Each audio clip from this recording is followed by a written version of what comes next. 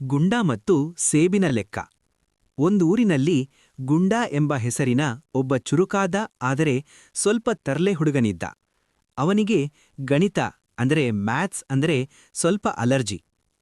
ಒಂದು ದಿನ ಶಾಲೆಯಲ್ಲಿ ಮಾಸ್ತರರು ಗುಂಡನನ್ನು ಎಬ್ಬಿಸಿ ಒಂದು ಪ್ರಶ್ನೆ ಕೇಳಿದರು.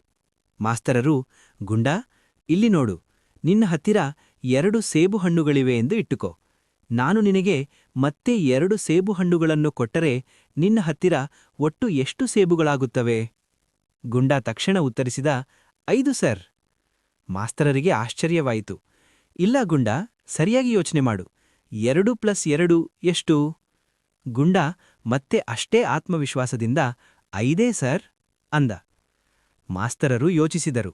ಬಹುಶಃ ಗುಂಡನಿಗೆ ಸೇಬುಹಣ್ಣು ಇಷ್ಟ ಇಲ್ಲವೇನೋ, ಅದಕ್ಕೆ ಹೀಗೆ ಹೇಳ್ತಿದ್ದಾನೆ ಎಂದುಕೊಂಡು, ಸರಿ ಗುಂಡ, ಈಗ ಮಾವಿನ ಹಣ್ಣಿನ ಲೆಕ್ಕ ಮಾಡೋಣ. ನಿನ್ನ ಹತ್ತಿರ 2 ಮಾವಿನ ಹಣ್ಣುಗಳಿವೆ. ನಾನು ನಿನಗೆ ಮತ್ತೆ 2 ಕೊಟ್ಟರೆ ಎಷ್ಟಾಗುತ್ತವೆ ಎಂದರು. ಗುಂಡ ತಕ್ಷಣ 4 ಸರ್ ಎಂದ. ಮಾಸ್ತರರು ಖುಷಿಯಿಂದ, ಶಬ್ಬಾಷ್, ಹಾಗಾದರೆ ಈಗ ಹೇಳು, 2 ಸೇಬು + 2 ಸೇಬು ಎಷ್ಟಪ್ಪ? ಗುಂಡ ಮತ್ತೆ ಜೋರಾಗಿ 5 ಸರ್ ಎಂದ. ಈಗ ಮಾಸ್ತರರಿಗೆ ಸಿಟ್ಟು ಬಂತು. ಗುಂಡ, ಮಾವಿನ ಹಣ್ಣು 4 ಮೇಲೆ ಸೇಬುಹಣ್ಣು ಮಾತ್ರ 5 ಹೇಗಾಗುತ್ತೆ ಮಾರಾಯ ಎಂದು ರೇಗಿದರು. ಆಗ ಗುಂಡ ಮೆಲ್ಲಗೆ ಹೇಳಿದ, ಸರ್, ನೀವು ಕೊಡೋ 4 ಸೇಬುಹಣ್ಣು ಬಿಡಿ, ನನ್ನ ಬ್ಯಾಗ್ನಲ್ಲಿ ಮೊದಲೇ ಒಂದು ಸೇಬುಹಣ್ಣು ಇದೆ ಸರ್. ಮಾಸ್ತರರು ತಲೆ ಮೇಲೆ ಕೈ ಹೊತ್ತು ಕುಳಿತರು.